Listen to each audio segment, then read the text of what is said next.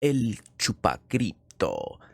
Good morning, good afternoon, good night. Today I will briefly summarize what other crypto channels are talking about and try to save you guys some time so you can focus on videos that actually have the topics you're interested in.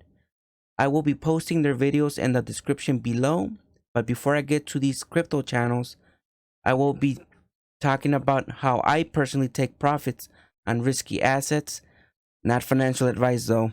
If I do manage to help you save some time picking these different crypto videos, or if you found my profit taking strategy helpful, please tap that like button and subscribe if you haven't already. Alright, so in this example, I'm going to be using XRP. So this is how I go about it. Alright, so I try to go to the all-time high, and I like to use the Fibonacci retracement. You go from the all-time high all the way to the lowest that it has ever been after the all-time high, right? So in this red bar, this is where you accumulate, where you DCA. Once it gets out of this red box, you stop DCAing and you start taking profits. So once it hits this zone, I would recommend you take about 10 to 20% profits. And then every time it climbs a box, let's say over here, which would be like $1.30 to $1.70 in this area, you take another 10 to 20% and so on. But let's say it, like this happened, right?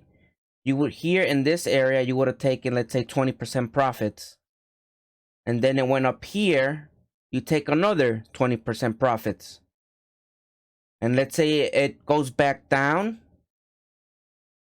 you would take another 10 to 20% profit. So you try to get your money back, and see it dropped again, you take more profits.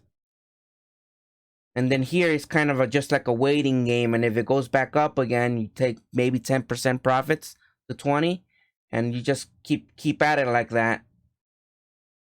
And once you have all your money back and you still have let's say house money, you could just wait it out till it hits the all-time high, or just keep taking out every level that you see here. That's how you go. That's how I would go about it. So now let's say you do reach all-time high, right? Hold on, give me just a sec. Let me just delete this. Let's say it does go to all-time high up here, and you still have money and you want to take profits. How I would go about it would be the lowest it went, so maybe here, and you use the Fibonacci extension. You go from your current low to your current high, right? And then the same thing. Take profits every block. Take profits here, then take profits here, like 10 to 20% profits. And here, like I would take profits into Bitcoin. So sell XRP to buy Bitcoin. And that's how I usually take profits when I buy really risky assets. All right, now to the crypto channels. On BitBoy's morning stream, they had Frankie Canos analyze the market, and then they covered Goldman Sachs being the first Wall Street firm to pull out of Russia.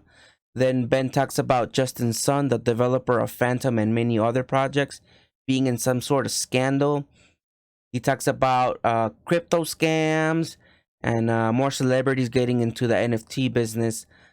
Overall, the content wasn't that great. It was entertaining, but it had a lot of fluff in it. On Around the Blockchain, the guests were Altcoin Daily, Crypto Blood, say what blood? And one of Chema's favorite YouTubers, Naomi Brockwell. They go over the consumer price index. They talk about the good and the bad about crypto lobbyists.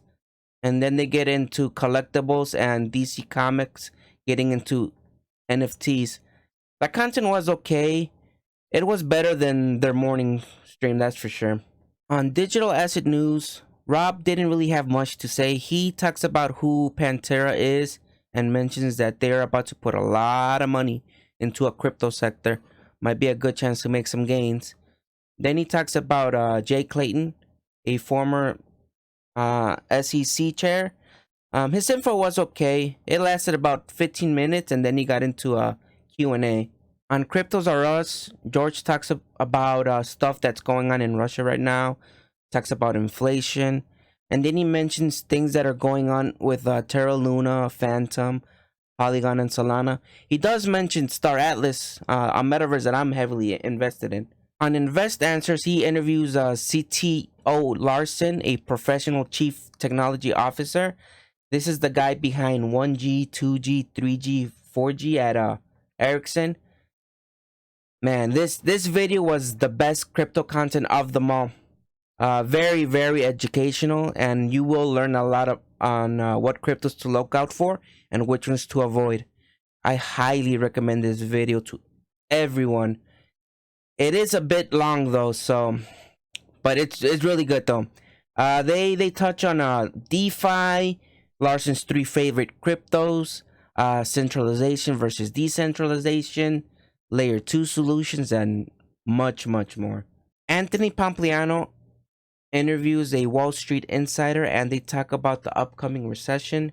They talk about how the government still thinks we are in the industrial age and how they still believe we are ignorant on everything that is going on around us.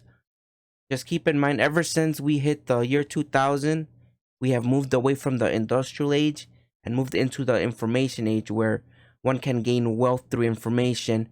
But what many don't know is that we're actually moving away from the information age and we're moving into the digital age thanks to blockchain technology. And finally, I saw The Principles for Dealing with the Changing World by Ray Dalio. I found this video extremely educational.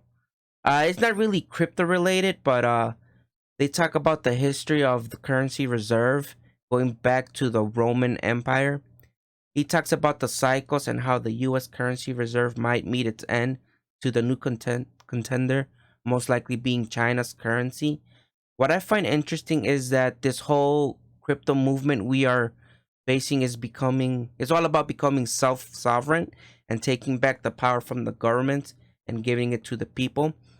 This crypto movement might actually break this whole cycle. Ray Dalio doesn't mention this at all. It's just my own thoughts. So that's all I got today. If you found this video helpful, please tap that like button and subscribe if you haven't, and I'll see you tomorrow.